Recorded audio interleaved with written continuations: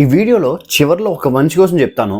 ఆ మనిషి గురించి మీ ఒపీనియన్ ఏంటో కామెంట్ చేయండి. దాంతోపాటు నేను చెప్పింది కొంతవరకు మీకు కరెక్ట్ అనిపిస్తే లైక్ చేయండి. తప్పు అనిపిస్తే డిస్లైక్ అయినా చేయొచ్చు, లేదా డిస్లైక్స్ నాకు అనిపిస్తాయి కనుక, లేదా మీకు రాంగ్ అనిపిస్తే మీ ఒపీనియన్ కూడా కామెంట్ చేయండి. ఖచ్చితంగా ఇది చేయమనే కోరుతున్నా. చివరి వరకు చూస్తే మీకు అర్థమవుతుంది ఎవరి గురించి చెప్తున్నాను.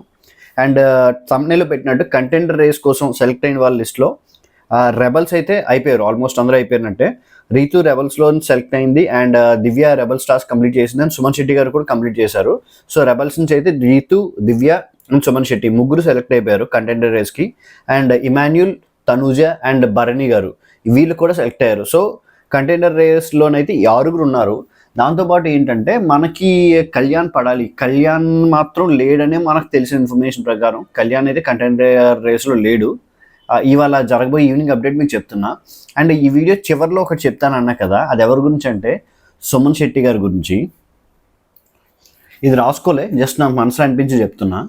ఈ మనిషి కోసం ఏం చెప్పాలో నాకు నిజంగా అర్థం కావట్లేదు. ఎందుకంటే ప్రతి వారం నామినేషన్స్లో ఉన్న నెగ్గుతున్నాడు.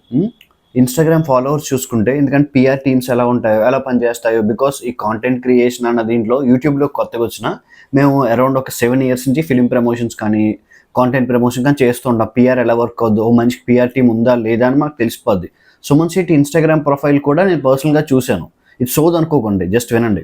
ఇన్స్టాగ్రామ్ ప్రొఫైల్ కూడా నేను చూస్తే నాకు అనిపించింది అరౌండ్ 70-73 మంది ఫాలోవర్స్ ఉన్నారు.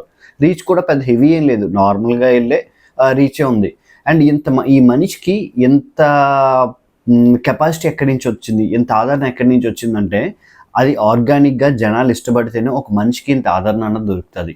అది సుమన్ శెట్టి వేస్ట్లో మనకు జరిగింది. ఎందుకురా ఇంత కరెక్ట్గా ఇలా నొక్కిపెట్టి చెప్తున్నాను సుమన్ శెట్టి గురించి అంటే, నేను జనరల్గా ఇక్కడ ఇంటి నుంచి ఆఫీస్కి ట్రావెల్ చేస్తూ ఉంటాను.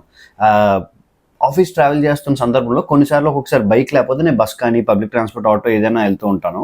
ఆ బస్లో చాలామంది ఈవినింగ్స్ టైంలో బిగ్ బాస్ రీల్స్ స్క్రోల్ చేస్తూ ఉంటారు.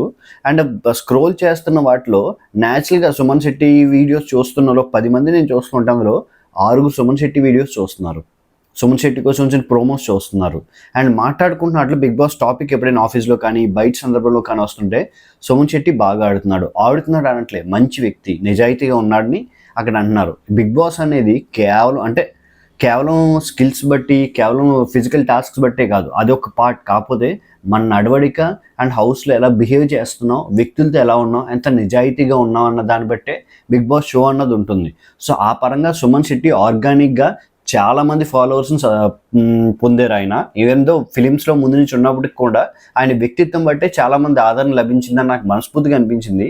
మీకు నేను చెప్పింది నిజం అనిపిస్తే లైక్ చేయండి, మీకు సపోర్ట్గా అనిపిస్తే కామెంట్ చేయాలనుకుంటే కామెంట్ చేయండి. కంటెంట్ వస్తే సబ్స్క్రైబ్ చేయాలంటే చేసుకోండి. Thank you and